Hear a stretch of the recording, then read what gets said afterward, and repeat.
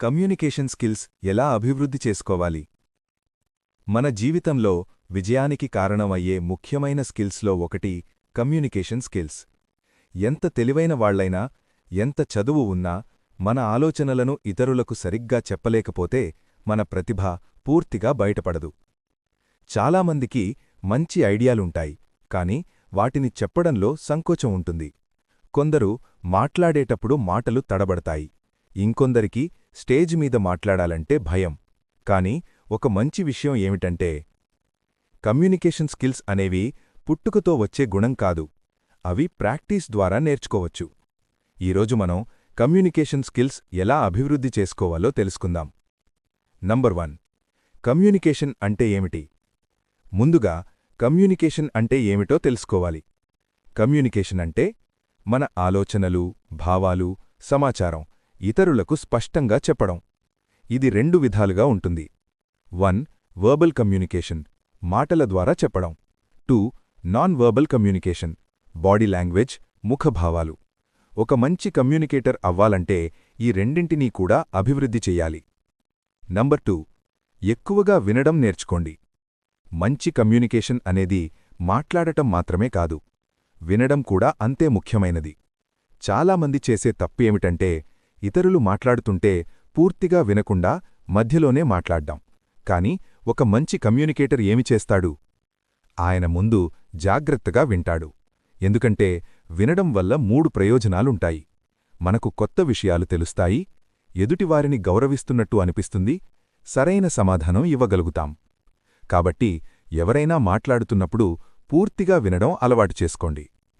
Number 3. రోజూ మాట్లాడే practice చేయండి. కమ్యూనికేషన్ స్కిల్స్ పెంచుకోవాలంటే ప్రాక్టీస్ చాలా అవసరం. మీరు రోజూ చిన్న చిన్న విషయాలు మాట్లాడటం మొదలుపెట్టండి. ఉదాహరణకు, ఇంట్లో కుటుంబ సభ్యులతో మాట్లాడండి, స్నేహితులతో మాట్లాడండి, అద్దం ముందు నిలబడి మాట్లాడండి. మీరు అద్దం ముందు మాట్లాడితే మీ ముఖభావాలు కూడా గమనించవచ్చు. మొదట్లో కొంచెం అజాగ్రత్తగా అనిపించవచ్చు, కాని కొద్ది రోజుల్లోనే మీలో మార్పు కనిపిస్తుంది. నంబర్ 4. సింపుల్ భాష ఉపయోగించండి. కొంతమంది మాట్లాడేటప్పుడు చాలా క్లిష్టమైన పదాలు ఉపయోగిస్తారు. కాని నిజమైన కమ్యూనికేషన్ అంటే ఎదుటివారికి సులభంగా అర్థమయ్యేలా మాట్లాడ్డం. కాబట్టి మీరు మాట్లాడేటప్పుడు చిన్న వాక్యాలు, సింపుల్ పదాలు, స్పష్టమైన భావం ఉపయోగించాలి. ఇలా మాట్లాడితే మీ మాటలు అందరికీ అర్థమవుతాయి. నంబర్ 5. బాడీ లాంగ్వేజ్ చాలా ముఖ్యం. మీరు మాట్లాడేటప్పుడు కళ్లలోకి చూసి మాట్లాడండి, చిరునవ్వుతో మాట్లాడండి, నిటారుగా నిలబడండి. ఇలా చేస్తే మీలో ఆత్మవిశ్వాసం కనిపిస్తుంది. చాలామంది తల క్రింది పెట్టుకుని మాట్లాడతారు. అలా మాట్లాడితే మీ మాటలకు విలువ తగ్గుతుంది. నంబర్ 6. పుస్తకాలు చదవడం అలవాటు చేసుకోండి. మంచి కమ్యూనికేషన్ స్కిల్స్ కోసం చదవడం చాలా అవసరం. మీరు ఎక్కువగా చదివితే కొత్త పదాలు తెలుస్తాయి, మాట్లాడే విధానం మెరుగుపడుతుంది, ఆలోచనలు విస్తరిస్తాయి. ప్రతిరోజూ కనీసం 15-20 నిమిషాలు చదవడం అలవాటు చేసుకోండి. నంబర్ 7. స్టేజ్ ఫియర్ను తగ్గించండి. చాలామందికి ఉన్న పెద్ద సమస్య స్టేజ్ ఫియర్. ఎవరైనా ముందే మాట్లాడాలంటే గుండె వేగంగా కొట్టుకోవడం, మాటలు మరిచిపోవడం జరుగుతుంది. కాని స్టేజ్ ఫియర్ తగ్గించే కొన్ని పద్ధతులు ఉన్నాయి. ముందుగా ప్రాక్టీస్ చేయండి.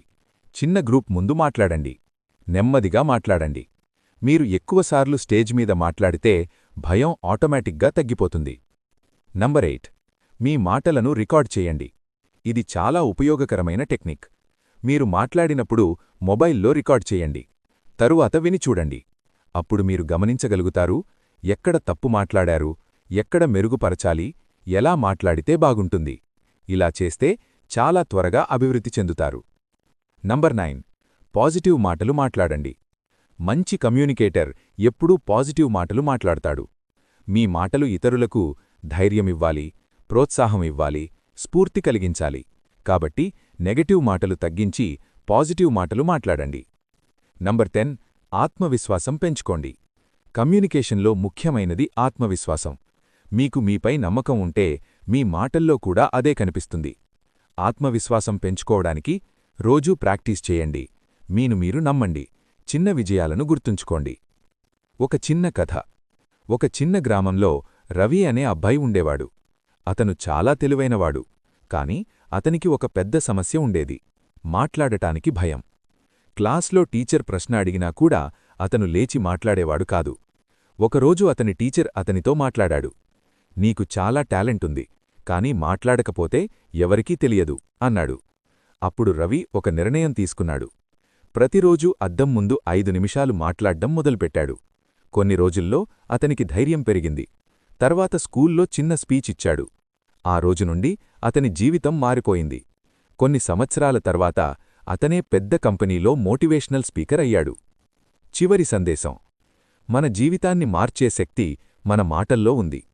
మంచి కమ్యూనికేషన్ స్కిల్స్ ఉంటే మంచి ఉద్యోగం వస్తుంది, మంచి సంబంధాలు ఏర్పడతాయి, నాయకత్వ లక్షణాలు పెరుగుతాయి. గుర్తుంచుకోండి, మాటలు మనిషిని నిర్మించగలవు, మాటలు మనిషిని కూల్చగలవు. కాబట్టి మీ మాటలను జాగ్రత్తగా ఉపయోగించండి. ప్రతిరోజూ కొంచెం ప్రాక్టీస్ చేయండి. కొద్ది రోజుల్లోనే మీరొక మంచి కమ్యూనికేటర్ అవుతారు.